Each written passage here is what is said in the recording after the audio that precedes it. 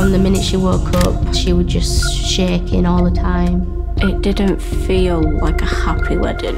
She said, I think something bad will happen. I wished I could have done something about that. I love and miss her every single day.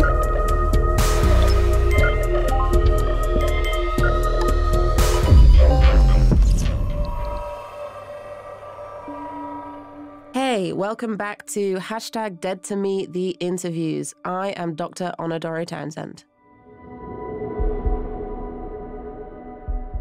This week, we're speaking to the family of Dawn Walker. Dawn Walker and Thomas Nutt met over Facebook in 2018. Before meeting Nutt, Dawn is a confident, outgoing woman. You're about to hear the voice of her daughters, Kalena and Kiera. To me, my mum has always been my role model because she was free-willed and strong, independent woman. She was the life and soul of a party, and even when she was sad, she'd always have a strong face. So I think I looked up to her. And her mom, Ginny. Kiera and Kalena, the good girls, and our Dawn were like proud of them. They were like triplets walking down road. As her children were growing up, moving out and sort of starting to get on with their lives, Dawn started to look for companionship herself. Nutt came to pick our Dawn up and I didn't like him. He just turned up one day and moved in. Initially, Nutt was really charming. Essentially, he love-bombed Dawn. Very quickly, though, he became controlling and jealous, and Kiera was still living at home to see all of this.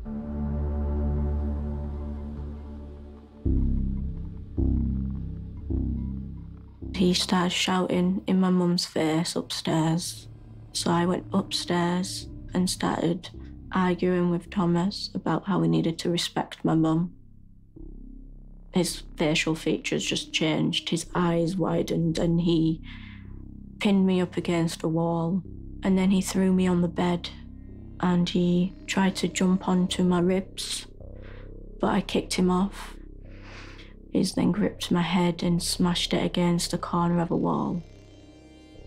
Dawn's relationship followed a pattern that we see a lot in controlling relationships, and Dawn found it really difficult to leave Nutt. He's someone who seemed so intensely loving at the beginning.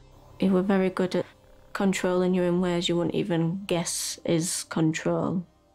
Despite her family's concerns, Nutt convinces Dawn to marry him. The morning of the wedding, she sat down on the bed. She just looked sad. And I asked her what's wrong, and she said, I think something bad will happen. On the day of the wedding, Nutt murdered Dawn. He then spent days lying to her family and trying to cover up his crime. What he'd done to her, it was worse than I imagined.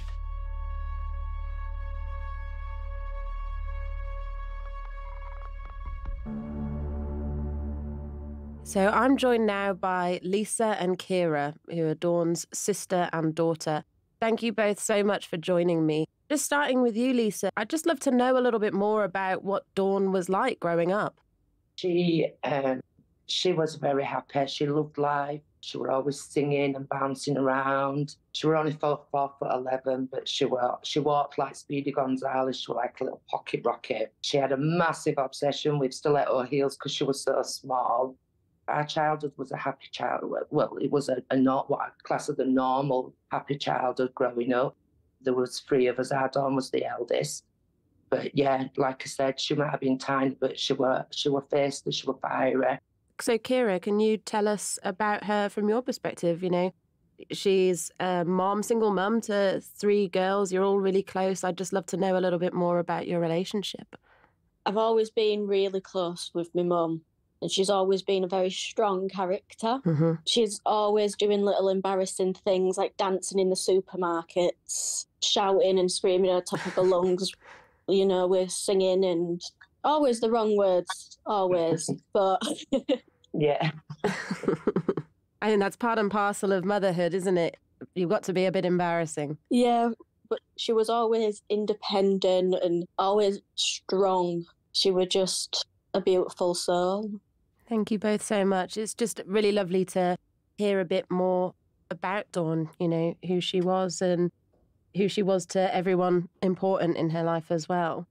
So moving on to just her relationship with Nutt. So we saw in the doc that this relationship developed very quickly.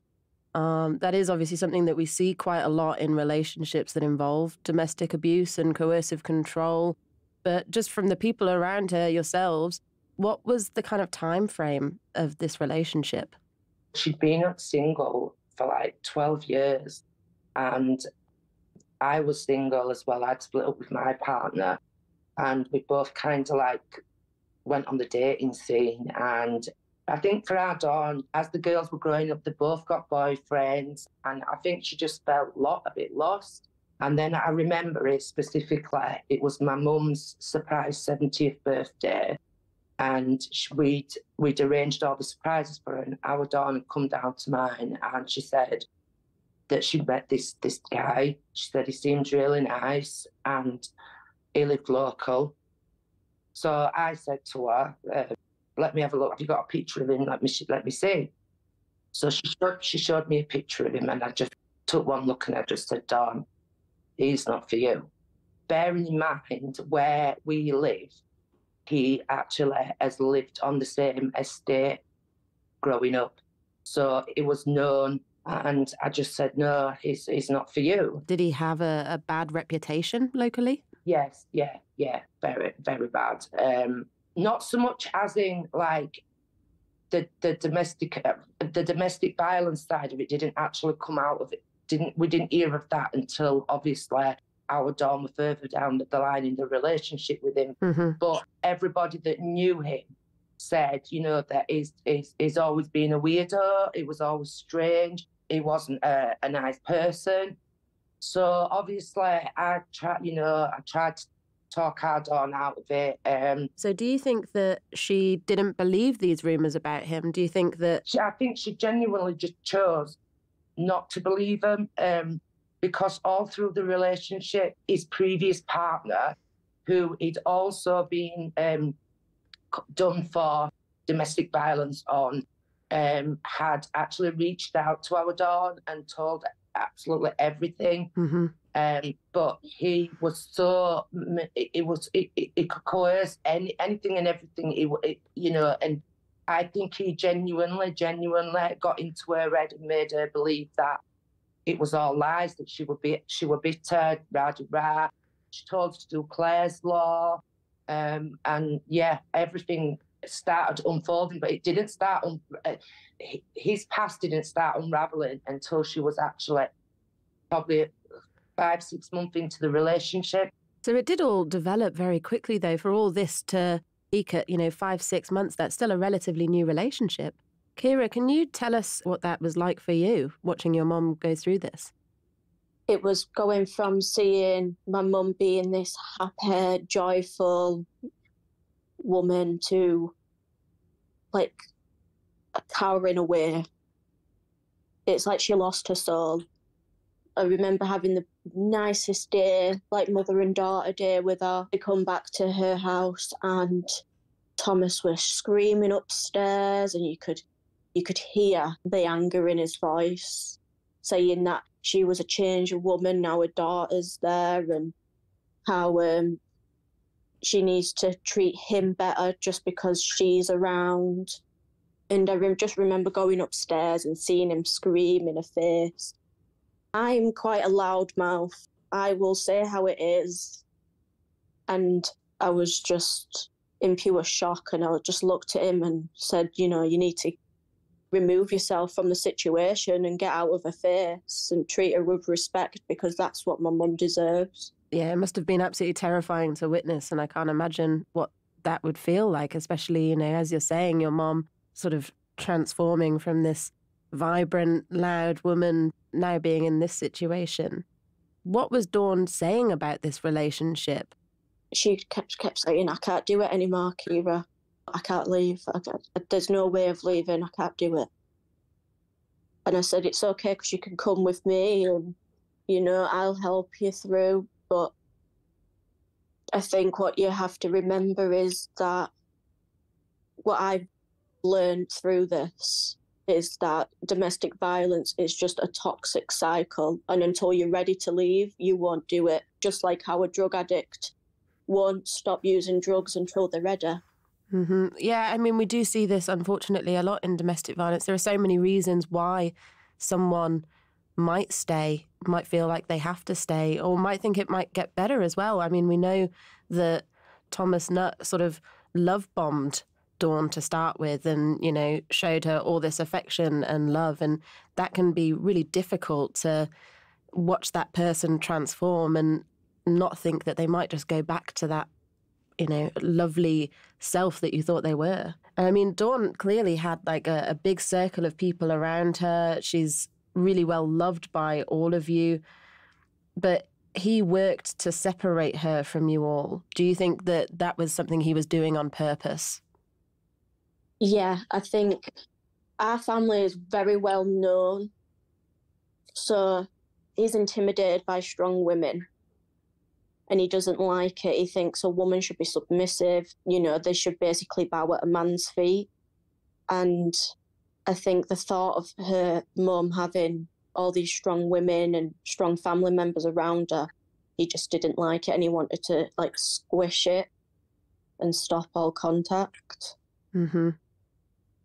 Lisa, I'll just ask you, how did you feel when Dawn came to you and said that she was going to be marrying Thomas Nutt?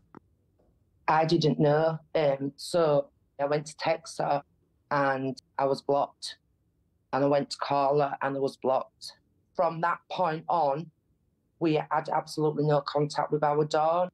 We didn't know that she was getting married until I think it was our Kiera that came and said that she was getting married, which was like probably the week before. None of the family knew apart from our Kiera and Colleen knew that she was getting married. So you said that your number was blocked as well. So do you think that that's something that Thomas Nutt was doing, again, intentionally separating her? Definitely. I think as soon as he moved her off here, that's when obviously made her cut contact, because the same thing actually with my mum. My mum was blocked as well. We didn't even know where she lived. We didn't have a clue where she'd moved to or anything. The only thing that we felt like it was okay was because the good thing was that our Kiera and Kalena was obviously still seeing her and in touch with her. So I think obviously those listening to this are going to be really surprised to hear about this wedding after everything you've said about, you know, how this relationship was. Why do you think Dawn went ahead with it? To be honest with you, I think she was frightened. I think she was actually scared to say no to him. Mm-hmm. And Kiera, do you think the same? You know, why do you think she went ahead with it? She was frightened of him, but I remember some fights that they've had, and it was basically just pure psychological and emotional, like, abuse towards mum, saying, oh, you don't love me anymore, don't marry me then. If that's not the case, I'll pack my bags and leave. And it were a very forced decision because she told me she never wanted to get married again. Mm-hmm. And also it was through COVID as well. So obviously after our Dawn's death, got all the reports back. The amount of calls she made to the register office during COVID, which our Dawn wasn't still there, so she knew that obviously things were closed for COVID. But the amount of calls she made to the register office to try and get this wedding booked was unreal. It's like he was sat with her saying to her, right, you better ring him. And as soon as restrictions got lifted, Mm-hmm. that wedding got booked. And we also did see in COVID that, unfortunately, it created additional barriers for people who were in, you know, relationships with domestic violence because it was physically more difficult to leave. Yeah, because she couldn't go nowhere. She was stuck in the house with him. So, I dread to think, well, obviously, when we've watched footage and things like that and seen footage of what happened during COVID and things, she was an absolute mess. But she actually reached out to so many people during that time. And was failed. She had so many people involved. She had the police, the women's welfare. There were so many people that knew, what was actually happening. That's really devastating to hear that, It's harrowing. Mm-hmm. I actually believe that had our Dawn had the right support and network, then she would be alive today. So many things have slipped through the net. It's unbelievable. It is, and that perhaps raises a question of what more should be done in terms of safeguarding people in these situations. Obviously, Dawn, your mom, your sister, she was murdered on her wedding day. And I think one of the most horrific things about all of this is that Nutt then proceeded to go on the honeymoon, and then he creates this awful, elaborate scheme. Kiera, he texted you directly from her phone, trying to get you to help to search for your mom. Could you just tell us a bit about that? Well, the wedding night, Mum just looked miserable, to be fair, the whole day. She didn't look like she wanted to be there, and it was just Thomas. Thomas was the centre of attention. I remember leaving, and she just squeezed me so tight, saying how much she loved me. And it was until the 28th, I got a message from Thomas's phone saying that they're going away on this honeymoon and they'll be back on Halloween. And, I was getting picture messages through from Thomas's phone with him and Mum standing next to each other saying, "Look at that gentleman there. Look at my smiling wife." And then on the 31st, I remember receiving a phone call, a text message, from his phone saying, "Hi, love, can you come and meet me?" And just waiting there for an hour and thinking, something's not right. So going around looking for my mum with him, knowing full well what he's done, it's just, it hurts that he can put not only me but my son in that situation as well and not care about the consequences. Yeah, I mean, what we're hearing is this very elaborate and what seems quite thought-out plan to try and get away with murder. What was it like in the court listening to all of this? I know that, Lisa, you hadn't been aware, because he'd cut you out of everything that had been going on. Most people will never have to go through that experience. That's the worst part for me, the fact that she was suffering so much and went through so much, and the fact that that we didn't know. We didn't know. If I'd known, I'd have tried everything in my powers to get her away, but obviously we didn't know half and a quarter of, we didn't know anything. We heard a lot of it at the trial, but his whole approach was just, he was slouched in the chair, he didn't care. He showed absolutely no remorse whatsoever, to the point of when you're actually watching footage of him dragging my sister down a path in a suitcase, and it's, for anybody, for any normal human being, would absolutely crucify them. Every single panel of that jury was in tears, and he sat there through it and showed absolutely no remorse.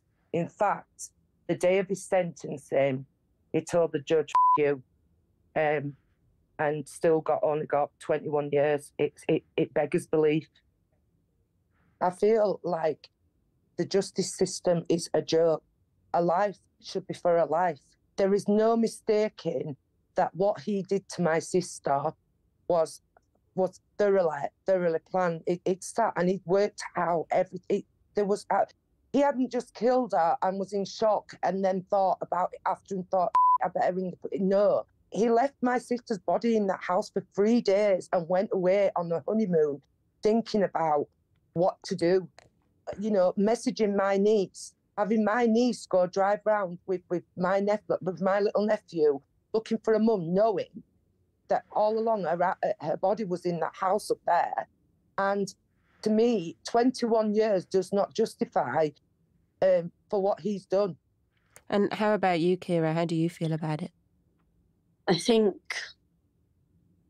like my auntie just said, his whole body language in the courts angered everyone, joking around and laughing with the security guards and putting thumbs up to his solicitors and smirking, reading like the medical report of all my mum's injuries, and he's there smirking at the piece of paper, staring at witnesses like his ex-partner, trying to intimidate them. And you just think to yourself, like, 21 years for not even just the murder, but how brutal it was, and the planning afterwards. I think 21 years is definitely not long enough. And I don't think domestic violence is very well thought of in the courts. I definitely think there's a lot to be learned, isn't there, from how these cases are handled. And, I have to agree with you that I was so surprised to read at that outcome. I think it was, knowing everything that he was doing beforehand, and then this, really terrible thought out plan. It is what I would see as very aggravating circumstances. And domestic violence in court, it is something that I think hopefully is becoming better understood, especially, being able to look at relationships that have had coercive control in them and understand the impact that that's had. But there is still a really long way for the criminal justice system to go in fully understanding that, and also for recognizing that it is really the ultimate betrayal of trust, because this is someone who you have allowed into your life and your home, and it's supposed to be one of the most trusted people to you. So I do think there is a long way to go, as you say, for that really being taken into account. The fact as well that he's appealed his sentence twice because he doesn't think that he should have got the amount of years that he got. And to me, that in itself is a joke. That how are they even allowed to appeal the sentence? How is that even possible? They shouldn't be allowed. It's because all he's doing is putting the family back through it again and again, and it's the impact on the family after not only the fact that we've got to come to terms with what he's done and everything else, and that will never leave us, but then it dredges it all back up again. When he's putting in appeal after appeal, it's wrong. It's wrong. Families are the ones here that are suffering. I've said it all along. The thing around domestic violence is all wrong because they'd never ever take into account the impact that it has on the families. And you also mentioned, Thomas Nutt's conduct in court. So do you feel that he's not showing guilt? Do you believe me? He would come out of that because he's cocky. He's so cocky. He thinks he can. He can't be beaten. And this came across all through the trial. The judge saw this day in, day out. Like Kiera's just said, and laughing and joking and showing absolutely no remorse. Didn't even take the stand or anything like that. And that in itself, it should. The judges should have more. Should be able to add lengthy sentences for things like that. The fact that he went through that trial without a care in the world. In fact, the trial was based more about him. So finally, can I just ask both of you, Lisa, Kiera, would you say to people either who are in those relationships themselves or who are worried about their loved ones being in a relationship like this? Just do your research, get out. There's always somewhere that you can, if you don't have family, there's groups, there's places that you can reach out to. There's a lot more help than what people assume. It's not just the police. You know, there's charities that can help. At the same time, they need to give themselves credit because they are strong enough, even though they're made to feel like the weakest person. It's easier for me to say, like, get out, but it's a hard thing to grasp. It is. Thank you. Thank you. Thank you.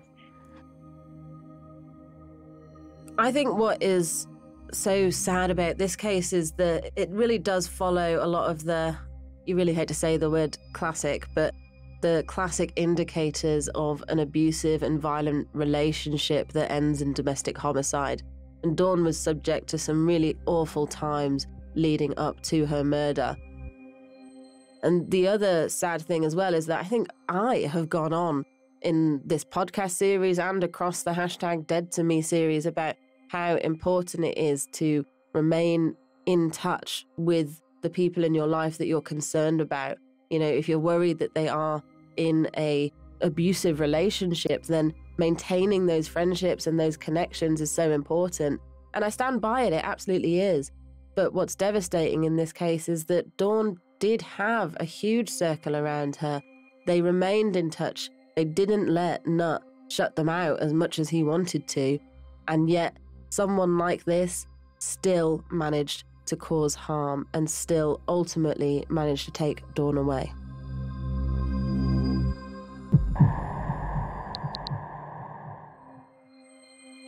You've been listening to #DeadToMe, a First Look TV podcast series produced by Caitlin Hanrahan and presented by me, Honor Doro Townshend.